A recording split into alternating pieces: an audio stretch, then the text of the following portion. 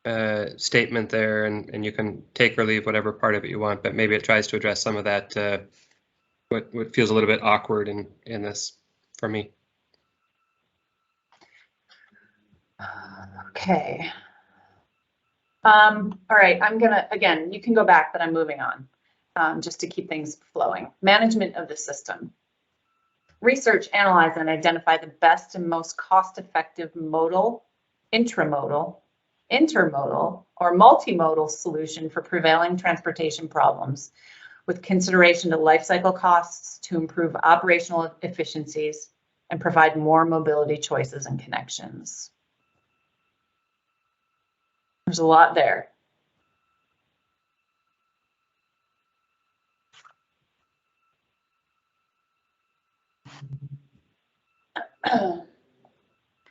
And Jackson, this is where when you first started talking about maintenance, this is where I thought it would fit in, but it's not clear in this one.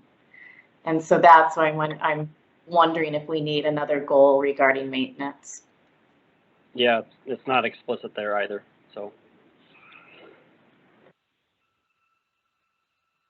Yeah, I was kind of thinking maintenance under sustainable funding as well, but yeah, I don't know. Okay. You might want to add utilize. I think research, analyze, and identify gets you only halfway to management. So you might want to add something more that actually does something with that analysis. Okay, or implement, yeah, okay. Does anyone have an objection to adding a maintenance specific goal? If you have an objection, raise your hand. Eric, do you have an objection?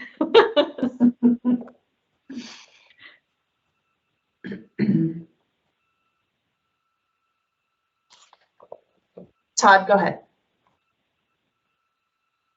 Unmute. There we go. Yeah, I guess I have I would not say a major objection, but a reasonable objection to adding maintenance, only to the effect that most of the issues we have with maintenance is directly related to funding that we obtain from the legislature, and is kind of out of the hands of DOT. And typically these plans are not used in that venue, right? They're used to develop a capital list for developing projects. We know once we accept federal money, which is our only source of financial investment right now, that we are required to maintain these roads at a minimum standard. And so these plans are kind of focused on how are we going to build the system we are required to maintain.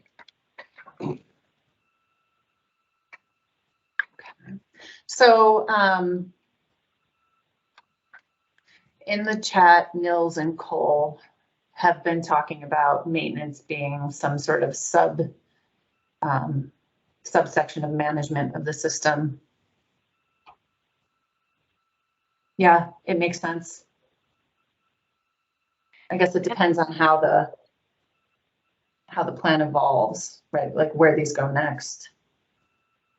And I do think that, you know, part of our goal is we're going to have a very user-friendly executive summary that we hope DOT can put in the hands of the people who make the decisions about the money, our legislators, and that they'll read this. So part of what we want to hit here too is to be really direct, that we've got to fund our maintenance, right?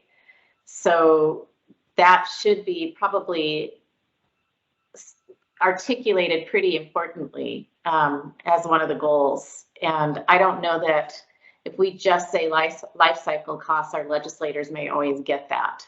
So just something to consider is, you know, we want to use this to help leverage funding, to help leverage our legislators to make the right decisions.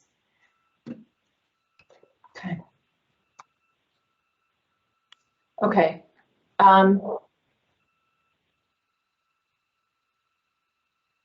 I guess I want to go back to Nils or Cole on that one. What do you think? What do you think of that? Like keeping it as its own goal for, I don't know, emphasis.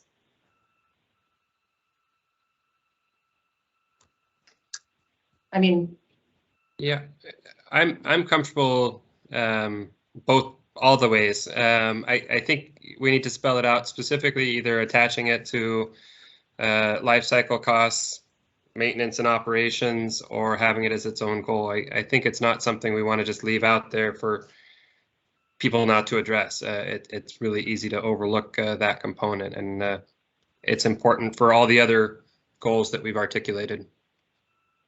Okay, Cole. Niels and I are on the same page. Yep, and just to follow up. Yeah, and Go ahead, follow Lee. up on that, the from appropriations, operations, and maintenance, I think it's super important. Aviation specific, we're good at getting federal funding for the appropriation aspect of it. Not very good at operations and maintenance, and that's usually on the state side. So good points. Okay. Okay, and then per Todd's comment, we'll kind of couch that with the funding, some funding language as well. So I think we've got something to work with there. Good comments. Okay, performance-based decision-making. Prioritize the investment into resources at DOT&PF Division of Program Development and Statewide Planning to focus on data science, analytics, and informatics to implement, improve, and maximize data-driven, evidence-based investment decision-making.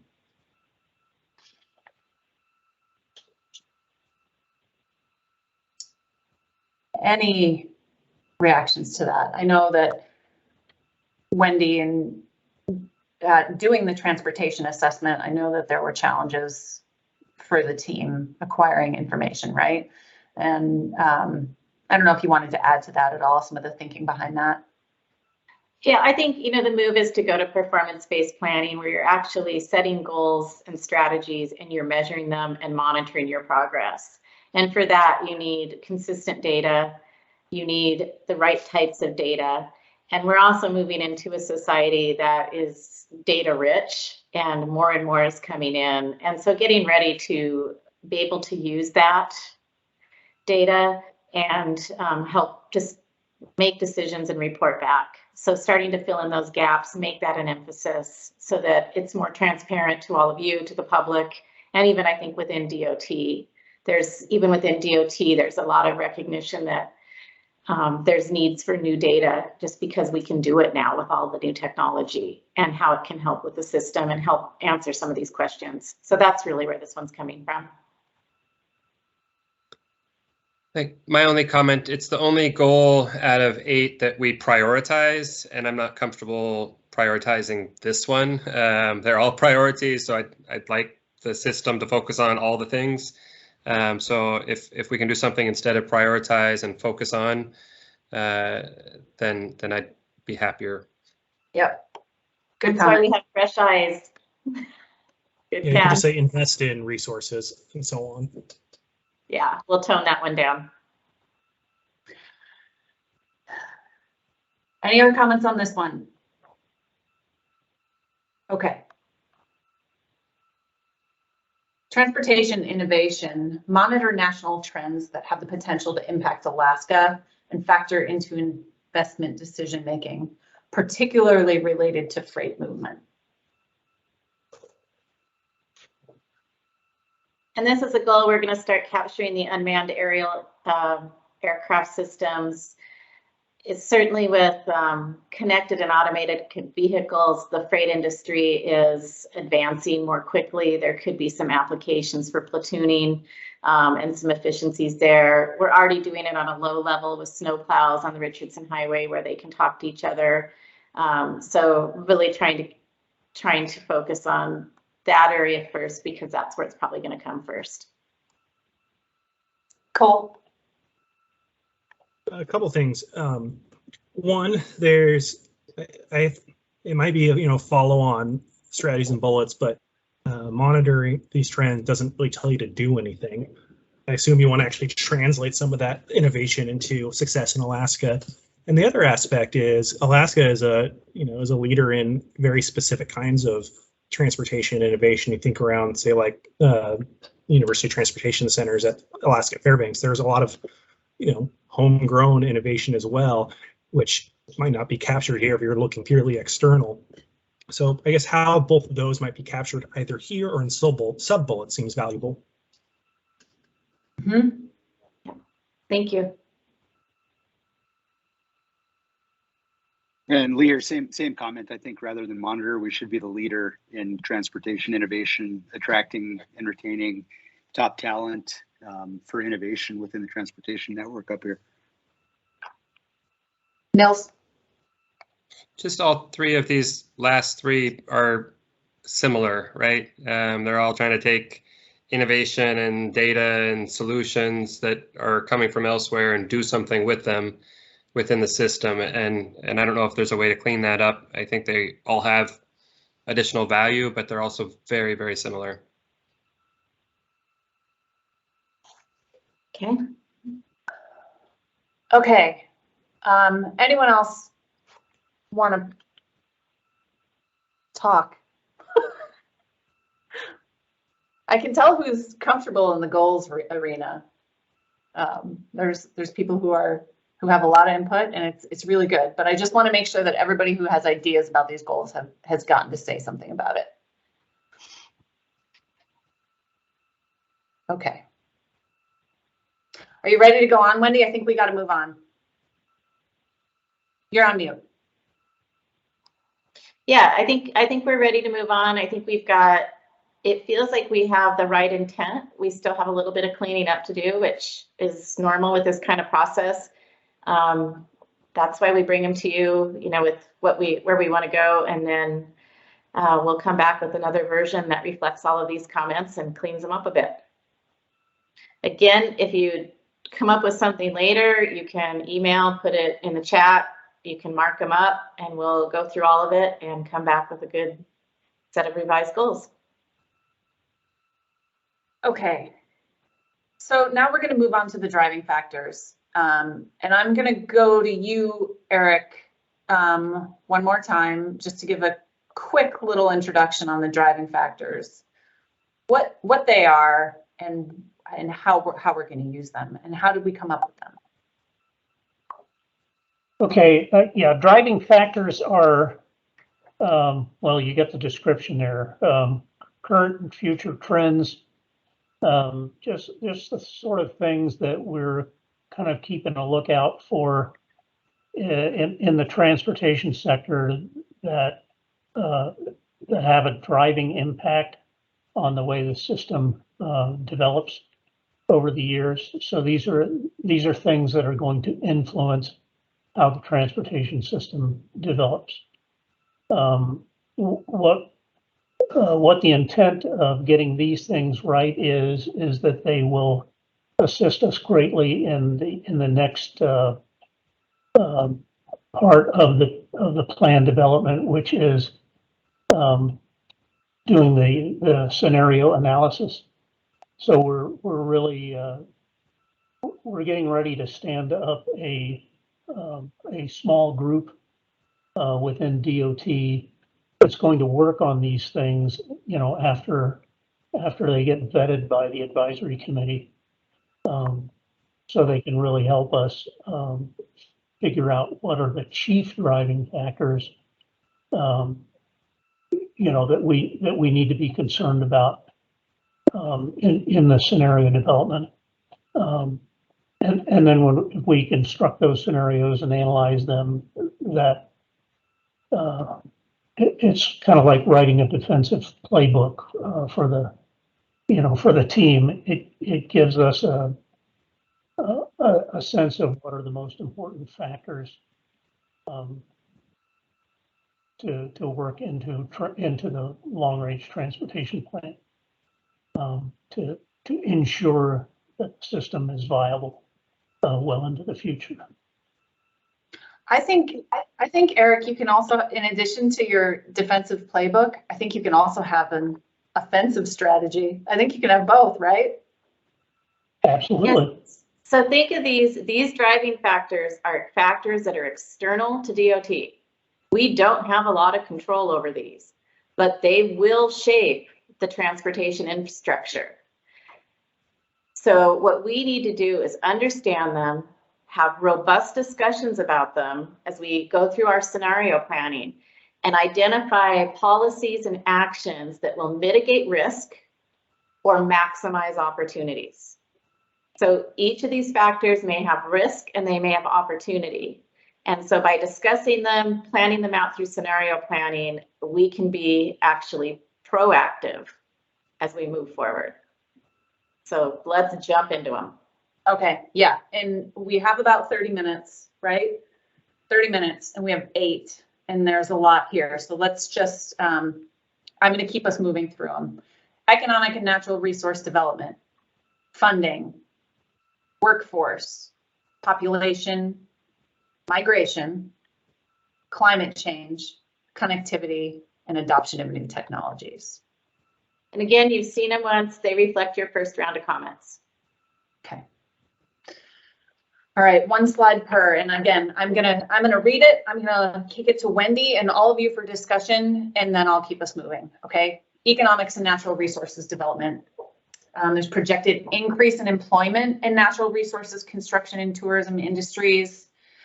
Expected to grow 15% in the natural resources and mining and extraction over the next decade. In addition to construction and tourism growth, both of these industries require transportation infrastructure for that growth. Any thoughts or additions, Wendy?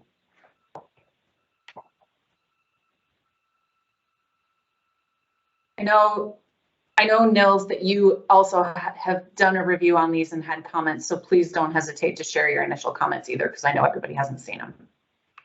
Also, it helps get the discussion going.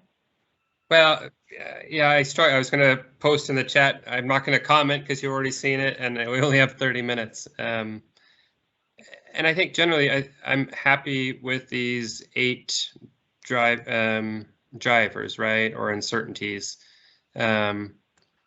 On this one, I think I think it's just fine. I added some comments about how to think about existing infrastructure and related to economic development or resource development.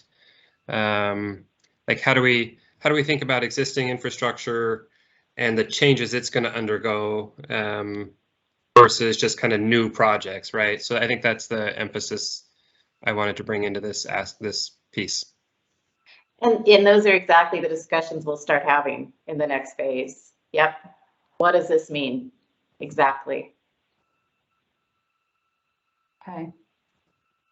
Anything else on economics and natural resources development? Again, these are the things that we'll be considering to mitigate risk and assess opportunities. Sorry, one more comment on this one. It's also not just the increase. It could be that the system's not actually doing a good enough job right now to meet some of those needs within the industry. So it's not just expansion. It's are we meeting things effectively enough right now? Good addition. Got it. Okay. Funding.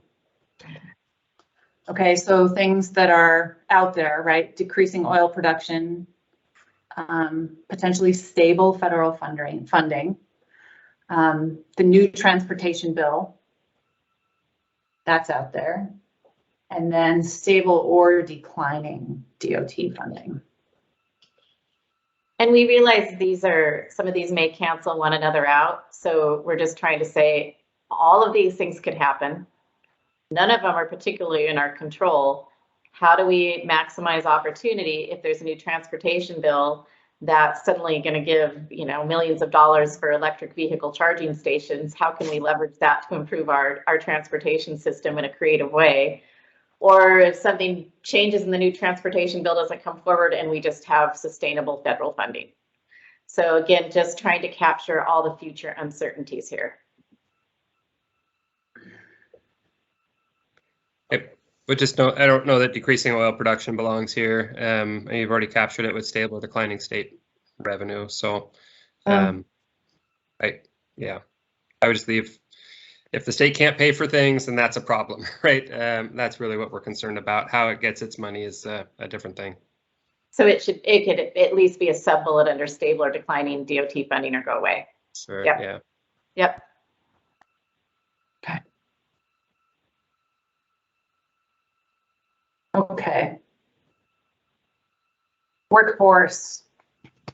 Challenging to find qualified workers or workforces. And again, maintenance and operations personnel are aging out and it's more difficult to replace. Types of work and workers are changing. Need to plan for people and an organizational structure to train, attract, and retain workers. Go ahead, Todd.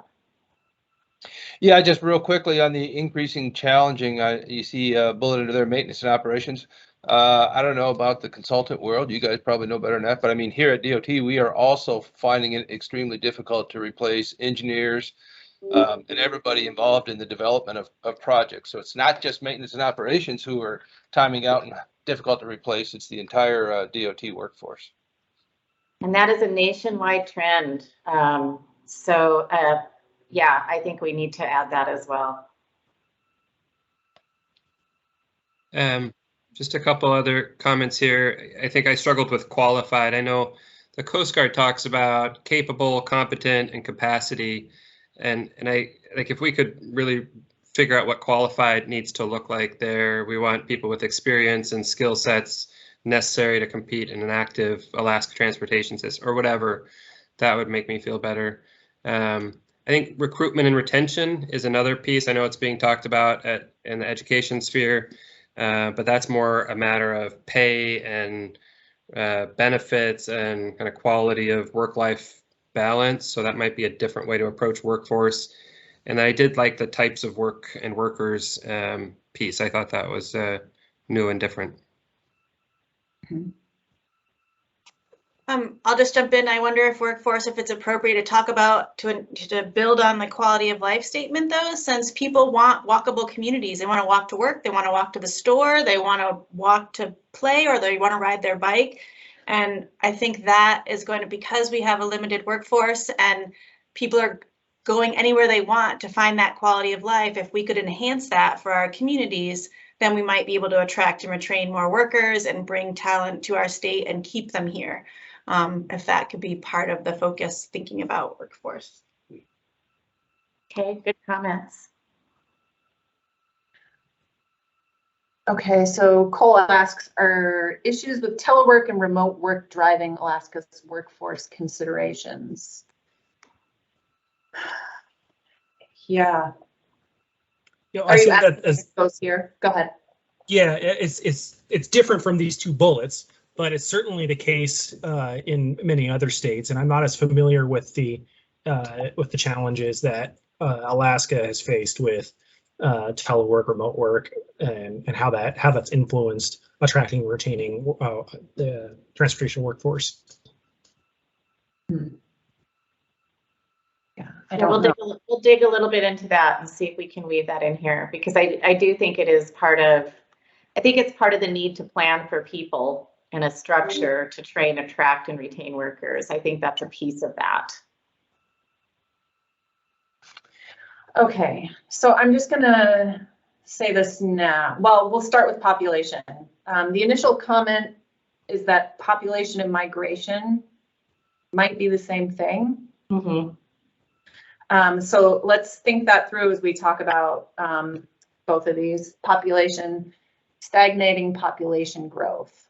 Population has been in a slow decline since 2016. Whether that's certain parts of the state are increasing or certain parts of the state are decreasing, overall, the state has been in slow decline. Indigenous and Native population are disproportionately disconnected. Okay, go ahead, Kim, you had your hand up.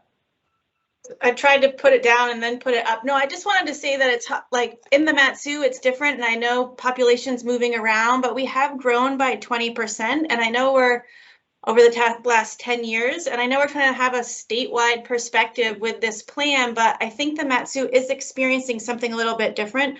We are having significant congestion issues. And when we talk about funding, like as it gets spread throughout the state, like we don't actually have enough roads to deal with all the people. And so I just don't see us reflected and our needs reflected in this like driver. And I think it's important. I think I saw the latest stats from Neil Freed that you know, during COVID, we lost like 100 jobs, but we've also gained 2,100, and that's people moving, not working in Anchorage anymore and moving out here. So our demographics are shifting, and we don't have the infrastructure to support that. And it just isn't really reflected here. That's why we had the migration, and we did mention Matsu under the migration.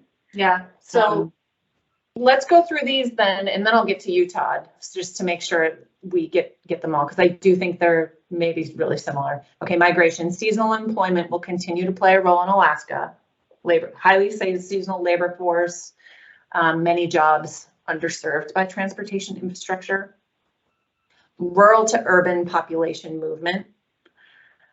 People are moving from rural areas to urban areas due to the higher cost of living, and from Anchorage to the Matsu, and then from Anchorage to the Matsu borough. Yeah, because Anchorage to the Matsu is not rural to urban, but looks like we just lumped it in there. Right, it doesn't quite work. Migration from villages to regional hubs, that is happening, right? Climate change could force home relocations. And then out migration, losses of employment opportunities have resulted in more people leaving the state. Okay, so yeah, what you were getting at, Kim, is migration, and maybe another indicator that these things are the same. And I think migration should probably go away as a topic, and then we just have multiple bullets under population. And given the size and the diversity of our state, population's very complex. So as a driving factor, we're going to have to really figure out how to capture all of these subtleties, and how that's going to affect the transportation systems. Yeah, and that's what I was going to get at. Thank you. I mean, because there's trends, right? And we're looking at the trends whenever we're developing transportation plans. We're looking at population trends, and I think you're capturing most of that between the two slides. I agree with you. I think you could probably take these bullets and merge them into one, because there are other trends that we're seeing where, you know, there are losses in some of the other larger communities, and you know, and I think in your migration slide you hit it where even in rural Alaska, you know, people are migrating from the villages to the hubs, and people are migrating from even some of the larger urbanized places in the state, and they're either leaving the state. I mean, the population's moving around. The only two that we're aware of, because we're always looking at the trends because of the expanding growth in the Matsu, and so we're always looking at, you know, very, very slight growth in Anchorage and significant growth in the Matsu. I think the last research we had done, all other communities in the state are either stagnant or decreasing. And I don't know where that decreasing is going. Is it if it's internal or external? And I'll leave it there. Perfect. Nels, go ahead, Nels. Yeah, I agree with all that. I wouldn't want to lose population necessarily. I think, you know, you were getting to something with Indigenous and Alaska Natives, and I don't agree with how you wrote it, but I added comments. I think this equity question is really important in how the state makes investment decisions and where those flow.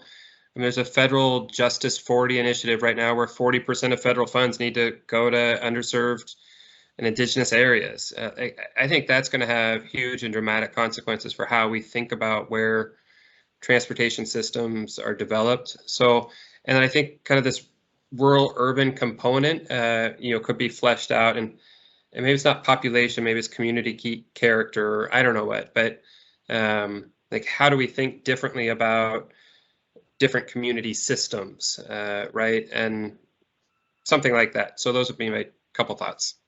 So I love that you said that, Niles, because we're starting to move into the scenario planning, and how do you equitably address all the modes, all the people? So we are actually dividing Alaska up into place types, and we've come up with about 11 place types, and we're doing it on access and the number of access modes they have. So you'll get to see this later on. It's still very raw, but you know, instead of saying urban rural, we're saying, okay, you can drive, you can fly, you can take a boat, or if you live in this place type, you can take an airplane, or you can take a ferry in an airplane. So we're starting to look at the state from an accessibility lens to help balance that equity question. So more on that. Okay, I'm gonna keep moving so we can talk about the other things. Okay, climate change as a driving factor. Threat to transportation infrastructure and reliability. Impacts the safety and mobility and reliability of the transportation systems. Increases costs for construction operations and maintenance. Should be a consideration in planning and design of our infrastructure. Thumbs up. My only comment is that it's not always just a threat. There might be an opportunity or a benefit that comes with climate change. It might not feel like that right now, but I wouldn't want to leave other options off the table. Let's call it impact too. Yeah. Yeah. Yep. Interesting. Okay. Thumbs up. Anybody else? Okay. Connectivity. Continued need for a more resilient, cost-effective, efficient, and interconnected system for people and freight. System is both interconnected and single source for communities. Transportation-related issues vary across geographic, environmental, cultural, and economic conditions. And again, this is a driving factor, is really going back to that equity, the fact that we subsidize so much of our transportation to serve such a diverse geographic and population, and continuing to provide that connectivity is going to be a driving factor. People still need to get from point A to point B, to medical services, to education, etc. And so it seems like an obvious one, but I think it's important to articulate that the need for that is going to continue to be out there. It's going to have to be served.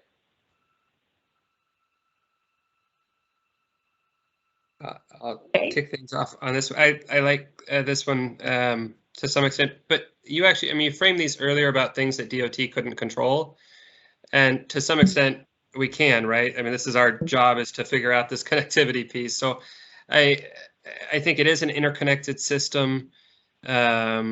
I think the bigger challenge here is just how complex the system is, right? From scale and scope, and the partnerships that have developed between the state, federal, local, and tribal partners. So I wonder if there's a different way to kind of come to connectivity through complexity. Yeah. Okay, something with geography, complexity. Yeah, it's about, yeah, the geographic diversity is huge. Okay. Okay.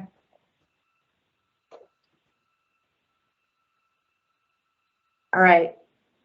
Oh no! Sorry guys, I'm giving it away. Okay. I wanted to see how far we were. Okay, adoption of new technologies.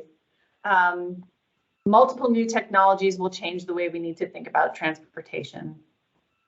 We need to increase connectivity via fiber optics, 5G, and satellite internet options. Okay, so there's demand for things like alternative fuel stations for electric vehicles. There's changes in the way that we're behaving now because of e-commerce and the demand for e-commerce. Unmanned aerial systems, and how that might transform our transportation system. Autonomous vehicles and how those are being deployed and what that could mean here. And then big data analytics allows us to see trends far ahead of where we previously could. So connectivity for fiber optics, this is the kind of thing that supports the things I just talked about before. Better internet services provide more opportunities for remote work, e-commerce, telemedicine, edge education, and then more affordable satellite options for remote disconnected places. Okay, so adoption of new technologies. This one for me, just the broadband piece felt weird here, and maybe it's the way it's framed. I get that. You could just move better internet services up under the multiple new technologies will change, because it could mean that increased broadband results in a decreased use of transportation systems, right? So that makes sense to me.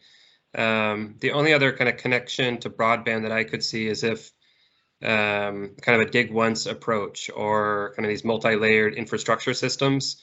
But I don't know if it's the transportation system's job to increase connectivity versus via fiber. So if we could reframe that a little bit. Mhm.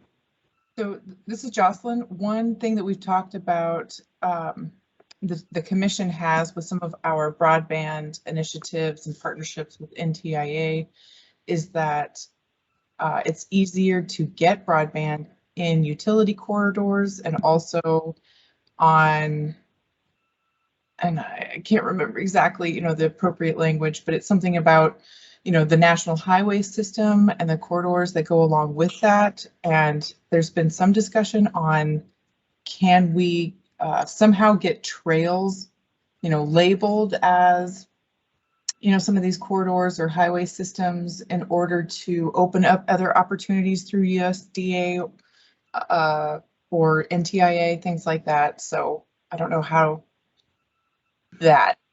Utilidors, thank you, Nels. And also, I want to point out that in the new transportation bill, there appears to be money for broadband connectivity. And I'm working with multiple DOTs in the lower 48 and jurisdictions who are actually doing broadband connectivity and fiber expansion planning. And in part, it goes back to intelligent transportation systems. It's getting them ready for new technologies like connected and autonomous vehicles. It gives them better data. And like Jocelyn said, it goes into the transportation networks. And some DOTs are actually even leveraging funds. You can forward fund it, put in the conduit and the fiber, and then you can lease it back to the companies. So this is a little bit strategic in trying to potentially leverage money from the future transportation bill as well. Okay, we'll do last comment on this, Todd, and then we'll move on. Go ahead, Todd. I was just going to say that maybe without language in the new funding transportation bill, it would be difficult because right now it's not an eligible transportation expense. Most of the transportation organizations I'm familiar with that are doing that are using state funds to do that, build that infrastructure now. And obviously, as you said, reaping the benefits of building that infrastructure themselves and either leasing it out or using the benefits of having that in place and building upon their system. As an example, in Utah, they put the fiber in, and then with the agreement that they get, 1 or 2 strands of fiber for their use. And but it's just an example of leveraging. But it all depends on the language in the new transportation bill. Smart city grants are going to be big, so if it passes. All right, Holly. Okay, so now we want to know what you think. Okay, so you have the QR code again to get to the same poll that we tested at the beginning, or you can go to slido.com and enter that number. Which driving factor has the greatest potential to change transportation in Alaska? The biggest impact. Yeah, we want you to pick one.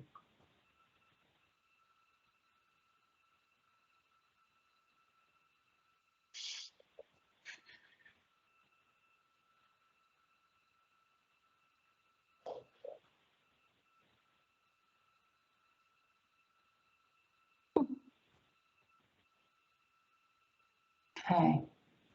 Keep it coming. Oh, it's only 5 people. Come on, we need everybody. They're thinking because we're making them choose one. I know. Again, this is just to get a pulse. This is not the definitive answer. We're in a process together. We just mostly want to know what you think after today. Okay, I'm going to give it like 10 more seconds. I wish I could actually give you all candy corn right now. That's what I like to do in meetings, but I cannot. Good thing we're remote. Now I know how you feel. Okay, so I'm gonna. Okay, I can hear myself in somebody's. Okay, so which driving factor has the greatest potential to change transportation? 42% of the 12 of you who participated said funding. Okay. Next up was economic and natural resource development, 25% of you. Migration, third, and climate change, fourth. Is that what you thought it was going to be, Wendy?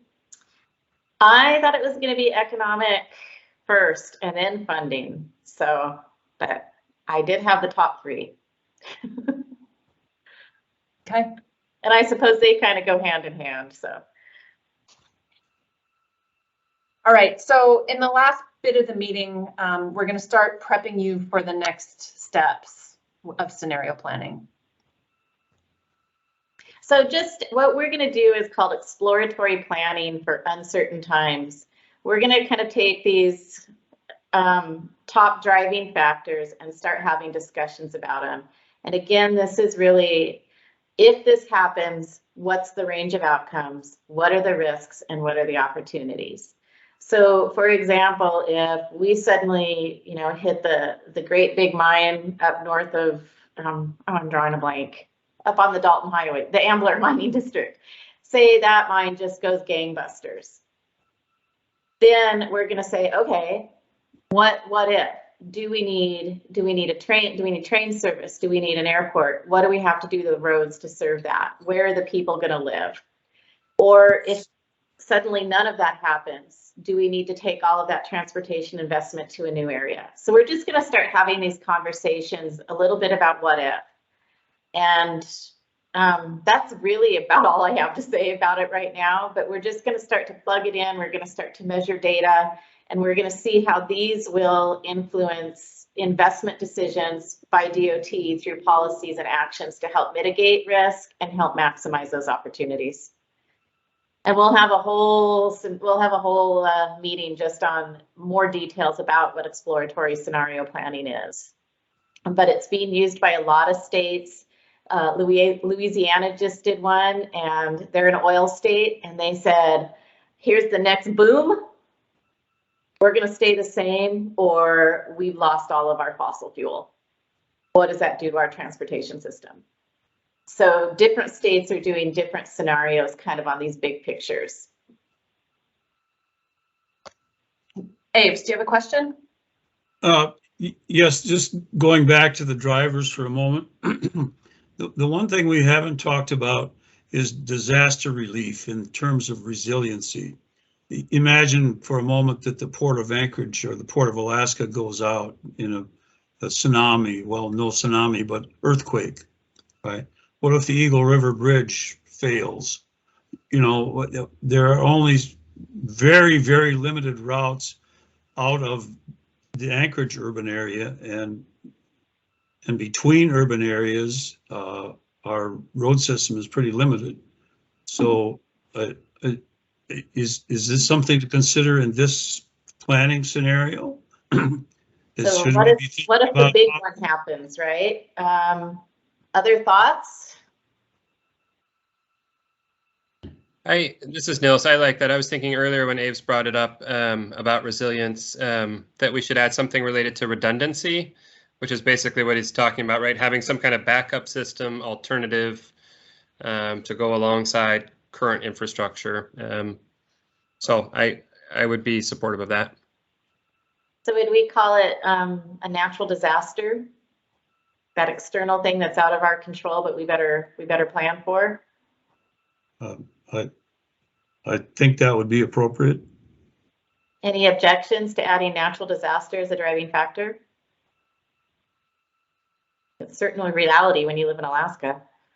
And I think it also starts to talk about the landslides, the avalanches. It could be a lot of different things. And I think it pulls in a little bit of that climate change as well. Yeah. What is my insurance? Go ahead. Go ahead. Go ahead. Maybe just add it to the climate change bucket. Maybe it's climate change and natural disasters. And natural disasters. Yeah. Yeah, I think that makes quite a bit of sense. Okay, climate change and natural disasters. Any objections? Or pre-disaster mitigation?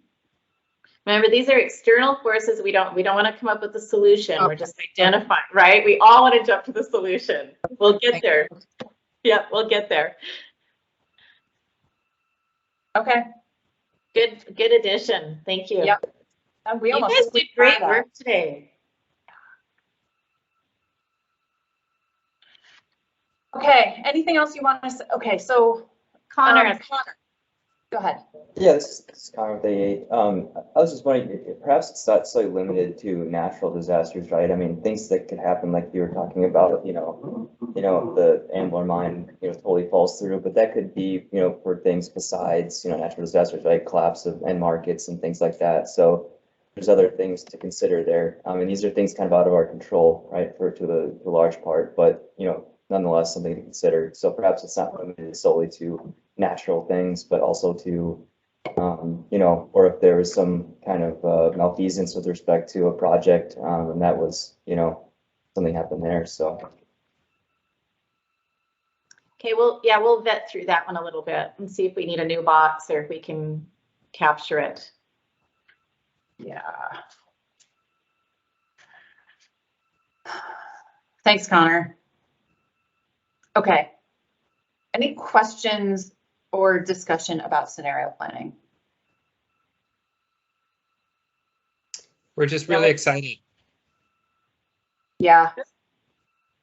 I think it's going to be the really fun, should we call it fun? It's going to be a fun part of the project to think through the scenarios and how, if you press different levers, what happens. Yeah, so Eric already talked about this, but the Technical Advisory Committee internal to DOT staff and leadership, they're going to start talking about how we're going to start using all this information from the goals and the driving factors to start setting up the process for scenario planning. Okay. And then there'll be another meeting here. The staff will meet again sometime in November, maybe early December. Thanksgiving puts a wrench into things sometimes. But that'll be your next meeting. There'll be another FAC meeting in December. And then the Technical Advisory Committee meeting the Technical Advisory Committee will meet again in December to continue scenario development. So Wendy, the strategic direction number one is the staff going to dive into scenario development during that meeting? Yeah, we're going to go a little bit more into just having a discussion around the scenarios and the what ifs. What if this, how can we mitigate? How can we maximize? And then we'll feed that back into the Technical Advisory Committee. So it'll really just be kind of frankly, a fun conversation trying to imagine our plausible future under these different scenarios. So we'll give you a little more structure. We'll give you some guidelines, and we'll just start talking. And so then, just so everyone can imagine how the broader statewide community fits into this too, is that once the TAC and the STAC and the FAC all go through this process of scenario planning, we will also develop a process for the public to participate in a similar way. So it won't be quite as technical as these three committees will complete, but the public will also get to participate in a similar scenario planning exercise. Okay. A lot of great work today. Thank you everyone for participating. Thanks for being prepared. It helps us get through these things that are sometimes difficult to talk about and have especially virtual meetings like this. But a lot of great work today. I think we did a good job today. Thank you, everyone. Mm-hmm. Thank you.